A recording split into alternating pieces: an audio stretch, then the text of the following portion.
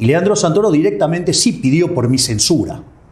Lo hizo en el programa de Fontevecchia, donde dice no, porque la culpa es de los medios, que cómo le pueden dar entidad a un loco con los pelos todos revueltos, ¿sí? Y que diga que hay que eliminar el Banco Central. Dale, 2 más 2 es 4. Y es más, es tan cobarde que cuando Fontevecchia le dice quién es, le dice no, te lo digo fuera del aire. Mirá. Pero en C5N 2 veces pidió por mi censura. Ahí yo me di cuenta que la batalla cultural estaba complicada y que me parecía que la única forma de enfrentarlos era directamente meterse en el barro y dar la pelea desde el barro. ¿Y cómo es convivir con las formas de la política viniendo de afuera? Es decir, los aprietes, los intentos de coima, las operaciones. Mira, al principio te molesta. ¿Te impacta? Sí, pero después te acostumbras. Mira, yo, digamos, en un momento tenía un asesor, me dijo, mira, necesito que me digas qué esqueletos en el ropero tenés. O sea, si tenés muerto en el placar. Claro, ¿no? O sea, para prepararse. Y le digo, no tengo ninguno. Me dice, igual te los voy a buscar. Entonces estuvo 2 meses y entonces me dice, mira, terminamos la investigación. Ah, bueno, qué bueno. ¿Y? No encontramos nada. Ah, qué bueno. Bueno, eso es lo malo. Te lo van a inventar. Así es que el tema es ese. O sea, tengo claro que me van a inventar cualquier cosa y cuanto más alto estemos en los números, son capaces de decir cualquier cosa. Yo me imagino, la próxima operación son capaces de decir que hasta maté a Kennedy. Y sí, escúchame, me acusan del plan Cóndor, yo no había nacido. Mira. Ahora, Javier, quiero migrar hacia el plano futuro. Quiero que me cuentes con cuántos ministerios te quedarías y qué función cumpliría cada uno si fueras presidente. Son 8 ministerios los que van a quedar. Sí. Va a quedar el Ministerio de Economía, que obviamente se va a ocupar de la economía. Vas a tener relaciones exteriores, vas a tener infraestructura, que ahí nosotros lo que vamos a hacer es cambiar el modelo y lo vamos a llevar al modelo de la chilena, Sí. que es lo que tiene que ver con la iniciativa privada, ¿sí? Pero nosotros además hemos hecho mejoras que tienen que ver con trabajos que le hicieron los peruanos y los suizos para que funcione mejor. No solo eso, digamos, vamos a poner un ministerio que va a llevar el nombre del Ministerio del Capital Humano. Okay. El Ministerio del Capital Humano va a tener, por un lado, toda la parte de la niñez, va a tener una parte que tiene que ver con la salud, tiene que ver una parte con la educación y eso interrelacionado con el trabajo. ¿Para qué? Para que vos vayas formando a los individuos en capital humano, ya sea de primera generación, que se alimenten, Claro. que tengan salud, y de segunda generación, que tiene que ver con la educación, para que la gente paulatinamente vayan dejando los programas sociales y se puedan reinsertar en el mercado laboral. Ahí ya te pasé 4. Sí. Después tenés seguridad, ¿sí? Que se encarga de los temas de seguridad interior, que nosotros, de hecho, nosotros estamos planteando una reforma de las leyes de seguridad interior. Defensa, reformar la ley de defensa nacional. Obviamente que dentro de estas cosas también vas a tener que modificar lo que tiene que ver con la inteligencia, con el sistema carcelario. Claro. Y eso, digamos, lo tenés que ver, por ejemplo, con el tema de justicia. Nosotros decimos que nace una nueva doctrina. Acá se murió la doctrina Zaffaroni y acá el que las hace la paga. Donde lo de gorro azul se hizo lo bueno y los que usan el trapo en la cara y los palos son los malos. ¿Y qué referencia de país en términos de seguridad tenés? Bueno, pero fíjate lo que pasó en Nueva York.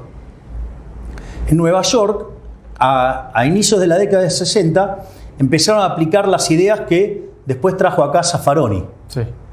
Bueno, eso hizo que en 20 años Nueva York fuera la ciudad más riesgosa del mundo, la ciudad más peligrosa del mundo. Bueno, y después vino Giuliani y aplicó todo lo que se llama el análisis económico del derecho, inspirado en Gary Becker, en un artículo que publicó en el año 68, que se llama Crimen y Castigo, y que lo escribió cuando él estaba viviendo en Nueva York, que estaba dando clases en Columbia. Así que la verdad es que la evidencia empírica está de nuestro lado. Claro. Justicia, ya te lo dije. Y después, que es el que voy a definir ya al último de todos, que es el Ministerio del Interior, porque es el ministerio más político de todos. Claro, sí. ¿Me querés contar cómo ordenarías el ámbito fiscal? Te lo preguntaron 1000 veces, pero te lo repregunto, ¿y el ámbito monetario? Sí. En el plano fiscal, bueno, de hecho nosotros hablamos del plan motosierra. Sí. En realidad estas cosas que estoy contando son solamente una parte de las reformas de primera generación. Hay reformas de primera, de segunda y de tercera generación. En las reformas de primera generación entra la reforma del Estado. La reforma del Estado implica reducir el gasto público, reducir impuestos y eliminar regulaciones. Sí.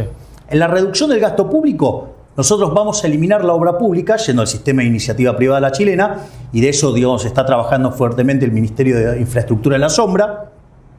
Otro tema que también es muy importante es la eliminación de las transferencias discrecionales de nación a provincia, que es un número enorme, que son 5 puntos del PBI apenas.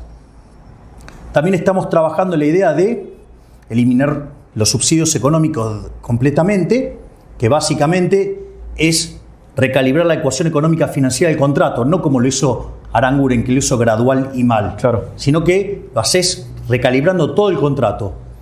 Y fíjate que ahí tenés 5 puntos más. Y tenés lo de la eliminación de la obra pública. Ahora, ¿qué pasa cuando vos tocas todo eso? Y de ahí muerden todos los políticos. Otra cosa en la que queremos avanzar es en la privatización de empresas. Es decir, nosotros creemos que es un oxímoron, digamos, una empresa estatal. Y también, digamos, creo que hay que eliminar los regímenes de privilegio en términos de jubilaciones. ¿Y crees que está bien la última renegociación de la deuda? El canje reciente, Sí, reciente. digo, el rollover es parte de la vida misma. Que, digamos, la pregunta es, digo, dado que la CUNSA, digamos, o la Espina, y Tetaz y todos los economistas que tienen Juntos por el Cambio, que hizo ese documento que tiene fallas técnicas, habría que preguntarle a ellos qué opinan, porque, ¿no? ¿Quién fue el del reperfilamiento? La CUNSA. Entonces, la verdad es que ahí plantear esa discusión con errores técnicos es un problema. O sea, digo, y aparte, digo, vos hiciste algo peor todavía. Es decir, vos lo que tenés que analizar ahí es, vos tenés una situación de dos tipos que están en la lona. El Estado está en la lona y los bancos están cargados de títulos de la deuda argentina, ya sea del Banco Central o del Estado. Entonces, el rango de negociación, digo, ¿cuál es? Están todos viendo cómo hacen para que no exploten, para no quebrar. Claro.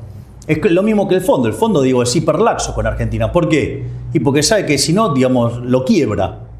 Entonces, en ese sentido, me parece que meter la política en algo tan básico como un problema de rollover, digo, es decir, el gobierno va a tratar de hacer todo para que no le estalle. ¿Me entendés? O sea, el gobierno va a hacer todo lo posible para que estalle después de las elecciones. Próximo. Sí, que pueden ser ellos mismos. Claro. ¿Me comprendés? Pero lo que les importa es tener el poder. Entonces ahí lo que vos tenés es que claramente no es... O sea, me parece que ahí eso lo estuvo mal enfocado por parte de Juntos por el Cambio. Digo, para algo tan natural que es el rollover de la deuda. Claro. Que de hecho, ¿me entendés?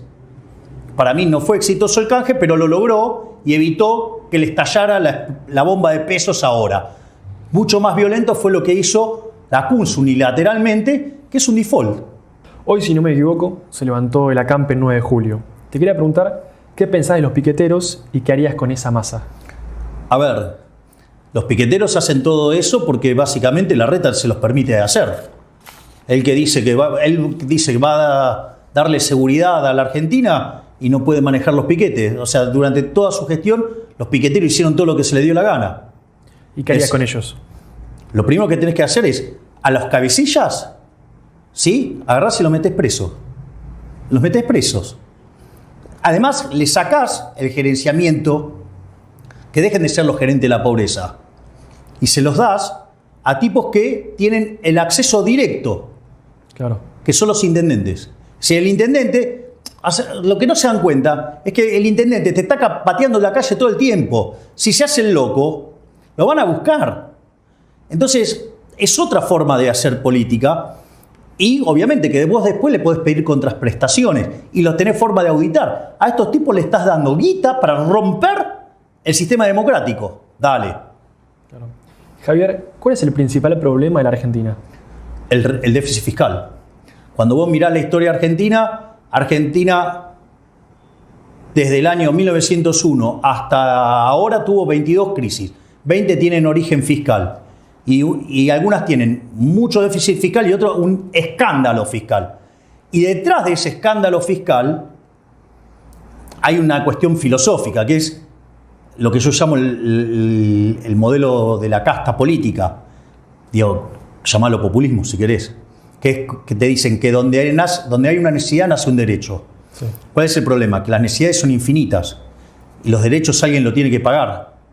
Y el problema es que los recursos son finitos. Entonces ahí tenés una tensión, un cruce. La economía y el libre mercado lo resuelve vía el sistema de precio y propiedad privada. Ahora, división del trabajo, ¿me comprendés? Sí. Ahora, en el caso de los políticos eso no les gusta. A ellos no les gusta la mano invisible del mercado, les gusta la garra del Estado, la garra violenta y ladrona del Estado. Entonces, ¿qué es lo que pasa? Eso se manifiesta en déficit fiscal. Entonces, ¿qué es lo primero que hacen los políticos chorros? Se financian con deuda, es decir, le tiran el problema a las generaciones futuras, es decir, le hacen pagar la cuenta a nuestros hijos, a nuestros nietos y a gente que no nació, una inmoralidad. Pero Argentina, claro, como nunca arregla las cosas, entonces, ¿qué es lo que pasa? Es el máximo desfolteador serial de la historia moderna. Sí. Si vos mirás el caso de una vez que no se pueden endeudar más, ¿qué hacen? Emiten dinero. Cuando emiten dinero, genera inflación. Le sacamos 13,0 a la moneda, ya le podríamos haber sacado 2, vamos camino a sacarle 3. Por lo tanto, más, ¿no? Entonces, y cuando ya no les queda más remedio, ¿qué hacen? Suben los impuestos. Y en este modelo, vos arrancaste siendo el país más rico del mundo a inicio del siglo XX y hoy somos 140 al tipo de cambio paralelo. Y tenemos 45% de pobres, 10% de indigentes, y la verdad que si seguimos así vamos a ser la villa miseria más grande del mundo. Y todavía no terminé con la parte monetaria, que es una reforma del sistema financiero y que a la postre nos permite eliminar el Banco Central. O sea, todos lo tratan de una locura, pero ahí la discusión de eliminar el Banco Central tiene 3 aristas. Tiene una arista moral, una arista técnica y una arista política. La arista moral es, ¿vos estás a favor del robo? Claro. Entonces, cuando vos entendés que el Banco Central es un mecanismo de estafa por el cual los políticos le roban a la gente, imprimiendo dinero para financiar el déficit, ahí tenés un tema moral. Obviamente parece que a muchos políticos les parece bien robarle a la gente. En mi caso, no. Después hay una discusión técnica si es posible hacerlo o no. Ahí están los trabajos de Emilio Campo, están los trabajos que nosotros hicimos en nuestro equipo, y la verdad es que sí se puede hacer. Es más, te lo voy a poner de una manera hasta violenta a los ojos de la gente de bien. Si vos tomás al tipo de cambio paralelo, la sumatoria de la base más las LELIQs puede andar en el orden de los 35.000 millones de dólares. Ahora, la basura de los políticos están dispuestos a aprobar un presupuesto con ese déficit para seguir con la joda de la política, pero no, por ejemplo, tomar esa deuda para terminar de una vez por todas con el problema de la inflación. Te das cuenta que ahí es donde aparece el problema moral y ahí aparece el problema político. El problema no es un problema técnico, es un problema que los políticos no quieren dejar de robar. Javier. De hecho, fíjate esto, este gobierno de delincuentes le robó a los argentinos en sus 3 primeros años 16 puntos del PBI, algo así como 5.3 del PBI por año. Es decir, entre 25.000 y 30.000 millones de dólares por año nos roban con la inflación. ¿Alguien puede estar de acuerdo con eso? Yo no, pero el resto de la casta política y los economistas chantas, burros, que defienden esta estafa, bueno, digamos, que Dios y la patria se los demande. Javier, ¿qué es el peronismo y qué le hizo a la Argentina? El peronismo es la respuesta de la implementación del sistema de un sistema fascista en la década del 30.